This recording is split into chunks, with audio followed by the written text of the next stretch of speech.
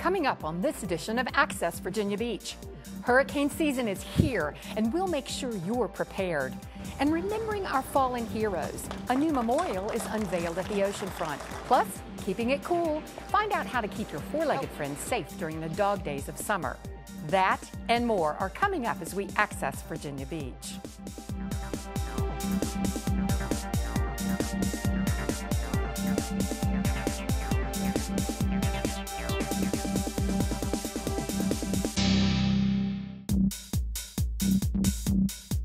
Hello, and welcome to VBTV's Access Virginia Beach, a program that informs you of news and events from around our city and schools. I'm Diana Cartwright. Thanks for joining us.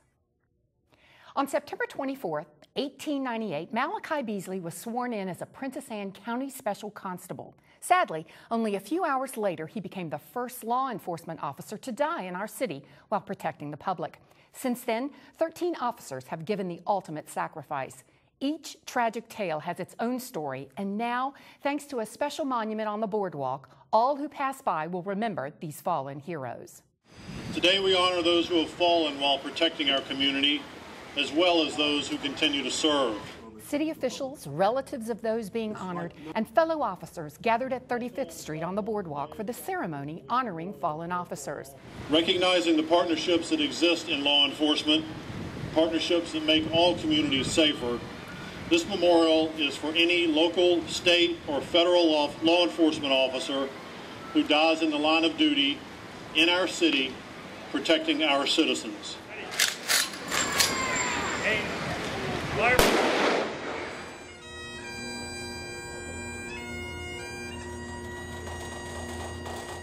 St. Elmo C. Trower. Represented by his grandson, Mr. Roger Trower. More than 80 family members were in attendance, making it the largest assembly of survivors ever gathered in the city. As we look at our memorial to fallen law enforcement officers, the beauty behind it is that folks will be drawn to the mere size. Folks will be drawn to the beautiful statue that will be unveiled. And then they will read the names. And the names of your loved ones will take meaning. And the names of your loved ones will have purpose. And people will understand the devotion and the dedication that those names represent. Mayor Sessom solemnly spoke about the heartache suffered by family members. This law enforcement memorial is our permanent and lasting tribute to honor those officers who have sacrificed their lives in service to others. It's like none other in the United States of America and none other in the world. We now present our enduring acknowledgement of the sacrifices made by our fallen brothers. They will never be forgotten.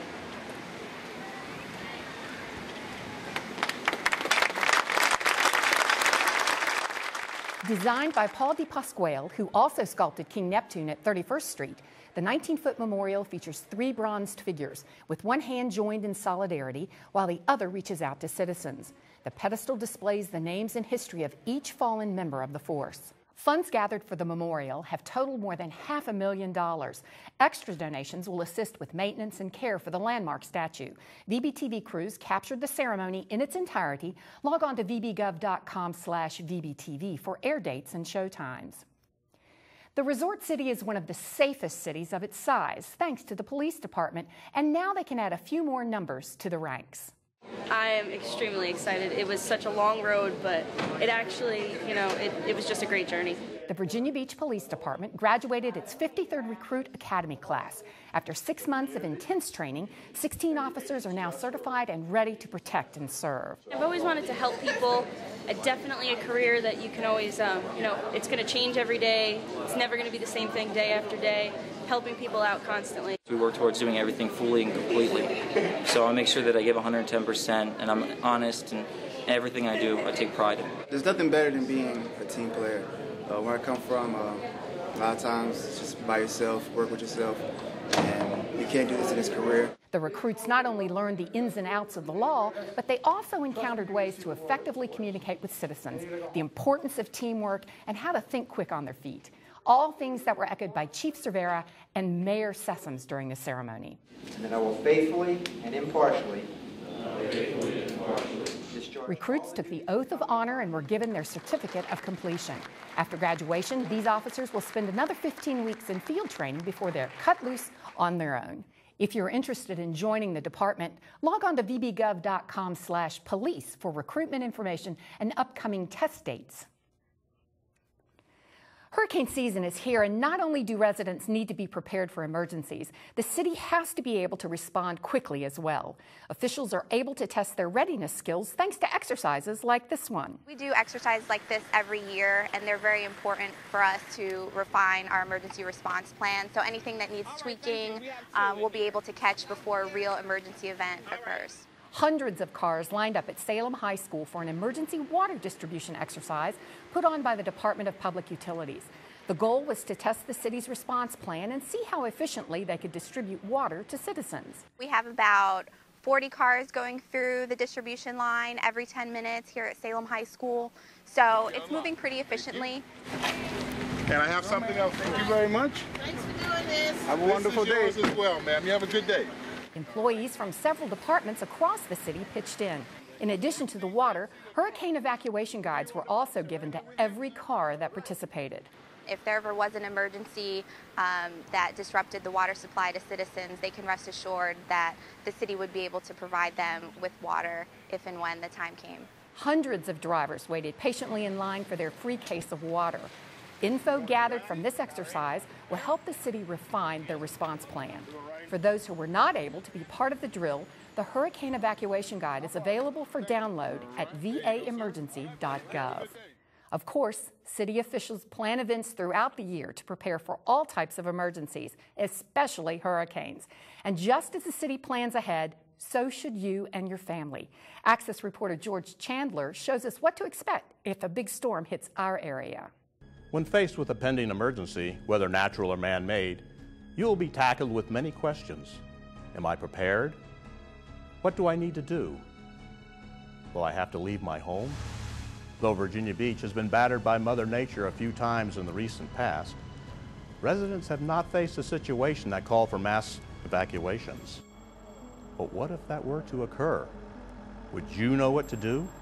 One of your best options may be to take advantage of an emergency shelter. Well, it's a safe place for people to be in a storm and where they may not be safe at home. When warranted by threatening conditions, emergency shelters are opened in coordination with Human Services, public schools, Sheriff's Office, and the American Red Cross. A number of schools across the city have been identified as primary and secondary shelters. Because each situation is unique, only certain shelters may be opened at a time. That depends on the storm itself and how severe it is. And these are all decisions that are made by the emergency operations and the city planners. Prepare for your shelter stay by packing a few items to help you ride out the storm. Consider a sleeping bag or air mattress with sheets and pillows, a first aid kit, toothbrush and toothpaste, deodorant and other personal items, towels and a washcloth, radio and batteries, medications, 3 days worth of clothing, a cooler and drinks and snacks, perhaps a deck of cards or books to pass the time. When you arrive at the shelter, sheriff's deputies will wand everybody in order to keep all safe. Keep in mind there are certain items which are absolutely prohibited, like alcohol, drugs, and weapons. Other rules are established for your welfare and safety. Smoking inside the shelter is prohibited. Pets are not allowed. No minor children without an adult, and children must not be left unattended. The shelter is not responsible for lost or stolen articles, so leave your valuables in your vehicle. There are quiet hours, and they are enforced. And if you should have a problem or a complaint, see the shelter manager. Well, I hope that they learn that sheltering is a team effort. It's something that we all do together. The staff are there to provide structure and safety, but also it's important to have a good attitude and realize that many people are safe staying in their own homes, but if you come to a shelter, it is a safe place. Those staff members are easily identified. They'll be wearing the red and white shelter staff lanyards. Once inside, each person will have to register. Shelter staff will be on hand to guide you through the process, but basically, one registration form can be used for an entire household. If you need an interpreter for hearing or language issues, one will be provided for you. If you or a member of your party should have a health or medical issue, you will be directed to the health services table. Registered nurses will be on hand while shelters are open. The nurses will be able to monitor any health issues, refrigerate medications if needed, and even charge special equipment. If you have particular nutritional needs, bring them up with the nurses. Remember, shelters are only equipped to provide basic first aid. Medical needs that require a higher level of care may be transported elsewhere. Here are your accommodations for the duration of your stay. Certainly not a five-star hotel, but a school gymnasium is a safe spot for you and your family. Pick a spot and keep in mind cots and blankets are not provided until after 72 hours. Quiet hours are enforced and usually begin around 10 p.m. or 11 p.m. Mute electronic games and put cell phones on vibrate or silent modes. And if you are looking to keep up to date, TVs will be set up in the common areas or the cafeteria to keep track of the storm. Meals will be served during your stay, but keep in mind, food selections are at the discretion and availability of the supplies at the school, though every effort will be made to provide nutritious and satisfying meals. Those meal times will be scheduled by the cafeteria manager. Big storms are usually big news, so the media may show up at your shelter. The shelter staff has media representatives who have been trained to respond to reporters. Those reporters are not allowed inside the gym so that the privacy of citizens can be maintained. Now, if a reporter comes to your shelter and you would like to talk to him or her about your experience, let the media representative know, and you will be advised when the reporter is available. Shelters exist to provide a safe place for you to reside during a hurricane or other emergency. The staff makes every effort to provide a clean, organized, and safe shelter. Remember to do your part by keeping your area clean, assisting shelter staff if needed, and watching and protecting your children. Still, it's a shelter and doesn't provide all the creature comforts you might want. But take a few precautions and you'll ride out the storm just fine. Think about it ahead of time, listen to the weather reports, and try to plan as carefully as you can what needs you might have in about a 24 to 36 hour period away from your home. So that's what I would suggest to people that they do, is just focus on that. And then when you come to the shelter, you have the things you need. Reporting for VBTV, I'm George Chandler. For more information on how to protect you and your family, log on to vbgov.com/beprepared. Well, the lazy days of summer are the perfect time for you and your pet to enjoy the outdoors. But as Access reporter Mickey Aceto shows us, the splendors of summer can also come at a cost to your pet. The sun's heating up, the beaches are filling up, and the temperatures are, well, going up. Welcome to the dog days of summer. Much like the sun can be harmful to humans, it can also be deadly to our four-legged friends. They can suffer from overheating, dehydration, and sunburn just as humans do. Here are some things you can do to make your companions more comfortable. The most important thing to remember, animals and cars can be a deadly combination, so never leave your pet in a locked vehicle. It wouldn't be any different than putting your animal in an oven. So do not put your dog in your car and leave him unattended on warm days. Pet owners can beat the heat by walking their dogs early in the morning, providing plenty of fresh water, and never tying their dog outside, even if he's in the shade. Within 2 or 3 hours, that shady tree may not have shade anymore. And in Virginia, there is a tether law. You're only allowed to tie your dog for 3 hours. By taking a few simple precautions, you can decrease the chance that a disaster will strike. If the weather is not tolerable for you, it should not be tolerable for your pet. If this is something you wouldn't allow a 2-year-old child to be in, then you shouldn't allow your dog or cat to be in that same circumstance. And remember, if you're going to be in the heat for long periods of time, leave your pet in the house. An ounce of prevention is really worth the time that it takes to protect your furry friend. Reporting for VBTV, I'm Mickey Aceto. Animal Control reminds you that on a summer day, the temperature inside a car can reach as high as 140 degrees in just 15 minutes. And pets don't cool as easily as people do. If you suspect your pet is suffering from heat stroke, contact your veterinarian immediately. Coming up next on this edition of Access Virginia Beach. What's in your attic? The library is on the lookout for local history donations. We'll explain. Plus, grandparents beware. We'll tell you about a scam that targets senior citizens. Don't go away. We'll have that and more when we return.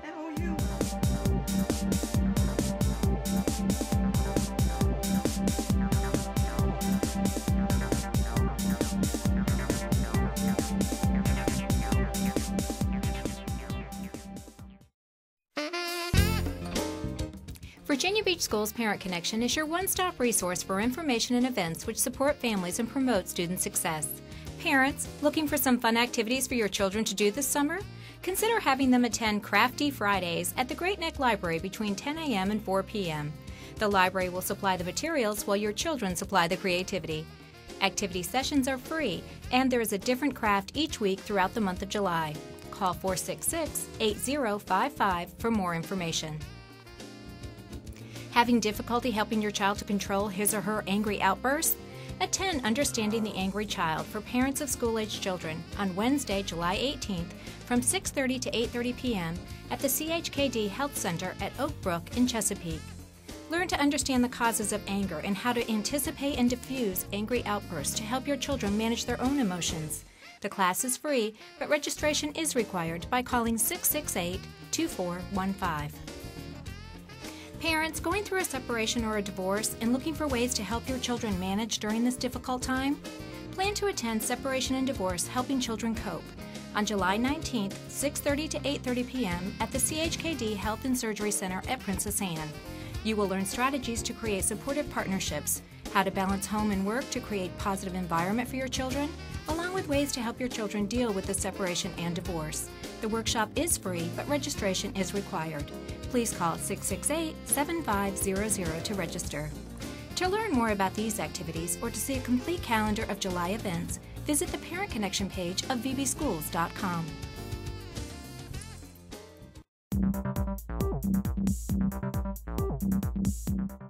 Welcome back to Access Virginia Beach. I'm Diana Cartwright. Scammers, they've been around for centuries, tricking people out of their hard-earned money, and no one is immune, especially senior citizens. Here to tell us more is Macy Pridgeon. Hello, I'm Macy Pridgeon, Public Information Officer for the Virginia Beach Commonwealth Attorney's Office, with a warning for grandparents. Scammers are taking advantage of grandparents' love and generosity in order to steal money. Scammers call a grandparent and identify themselves as a grandchild or a loved one in need of money right away. They often call late at night when people aren't thinking as clearly. The imposter pretends to be a panicked grandchild, asking the grandparent to wire money to get out of jail or the hospital, to leave a foreign country, or to fix a broken down car. Sometimes the scammer will even pretend to be a police officer, lawyer, or doctor, calling on the grandchild's behalf.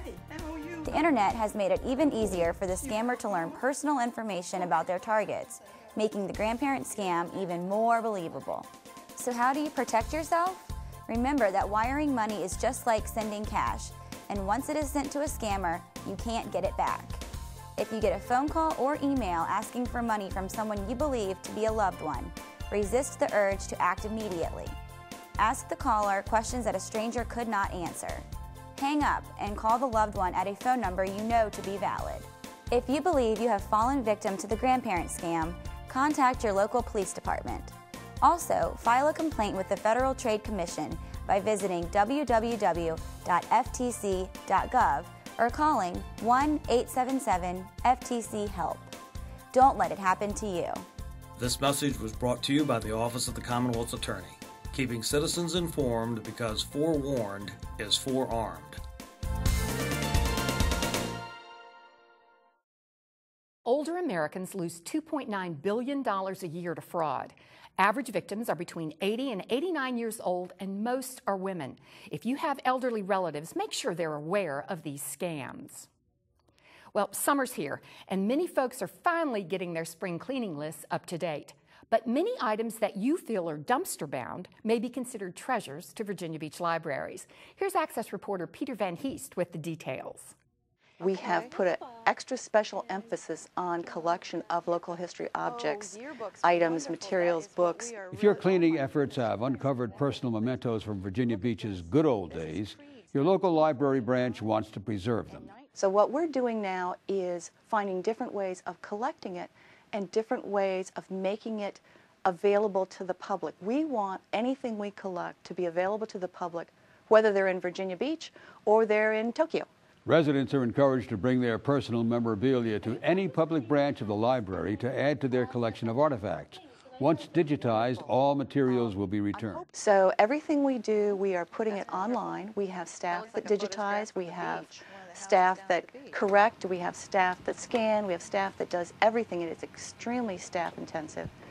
But when they're done, we have some wonderful projects available for the public. Slices of life, such as city directories, maps, funeral programs, and family histories are all being sought. We're looking for just about anything that has to do with Princess Anne County history, with Virginia Beach history, or any of the small towns that have since disappeared. We would like church histories, we would like cookbooks that have been made by families or churches or other community groups. We are looking for yearbooks, we're desperately looking for yearbooks from the schools that no longer exist, as well as the schools that exist now. We are looking for family Bibles.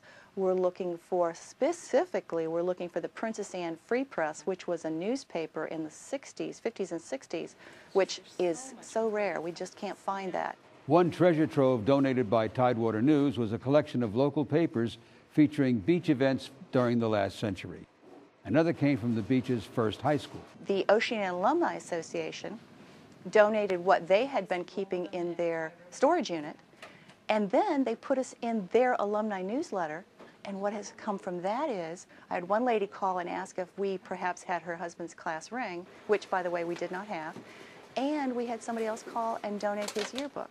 And we are desperately trying to collect yearbooks because they are one of the best local history resources you can get for people who are doing genealogy or just research on people who used to live here.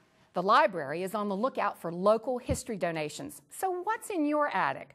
For more information, call 385-0101 or send an email to the address listed on your screen.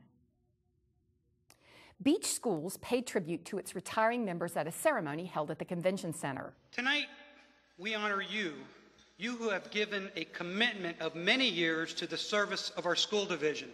352 retiring members with a whopping 8,482 years of combined service were recognized with heartfelt thanks at the ceremony. This is an annual event.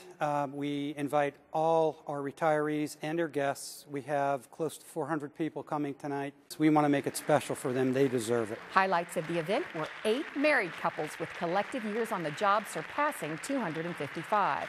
Barbara and John Carosella led the way with a combined 77 years. Please raise your hand if you know who Nancy Chandler is. Please raise your hand. Look. See? Nancy Chandler knows a lot of people, and a lot of people know her. She served as a teacher, vice principal, and for the past 25 years as a principal. Many changes in lesson plans have occurred over her decades of service. Curriculum of late has taken a direction where we are teaching children to think rather than just teaching them bits of knowledge here and there, which they can easily attain some other way other than having it dished out to them in the classroom. And teaching children to think is a very, very important aspect of what we're doing now. An important aspect for many of these short-timers is traveling. I want to take my kids and my grandkids down to Florida and go to Walt Disney for a week, spend it down there. I told the boys not to tell the kids because if they did, they would bug them. The evening also included a lighthearted look at retirement as seen through the eyes of elementary school students. These are the folks that have dedicated their lives to young children. And without their dedication and loyalty to the school division, we would not be able to accomplish the great things that we have. So we owe a lot to these folks who are retiring, everybody. Bus drivers, custodian, food service, everybody. And we'd also like to congratulate those retiring members and thank them for their years of service. Stay safe if traveling is on your agenda. The Education Foundation teed off for their 18th annual golf tournament in hopes of raising thousands of dollars to help teachers fund unique lessons in the classroom. Many teachers are inspired to try new ideas in the classroom, but oftentimes budget woes make it difficult. The Education Foundation works hard to raise money for teachers with events like this golf tournament, where golfers set out to help pardon those challenges. They come into a school, the budget's already set, they see a great idea they could do with their students, that their students really need something, and they can apply to us to receive that funding. And that's why we're raising money here today, is so that we can pump in more money and investment into the schools. The tournament managed to raise $30,000 for the school system. With the help of several sponsors, the Education Foundation was able to offer special incentives for great play. Players won golf balls and shirts, and for getting a hole-in-one, one golfer won a pair of plane tickets to anywhere in the continental USA. For anybody who's a golfer, one, getting a hole-in-one is a coup, but then secondly, to be able to win 2 airline tickets anywhere in the U.S., you can't beat that. The Education Foundation has awarded more than $800,000 in grants benefiting K-12 public school students across the city. Luxford Elementary put their art skills to the test when the entire school celebrated Fine Arts Day and worked together to produce one really cool stop-motion video. Let's take a look.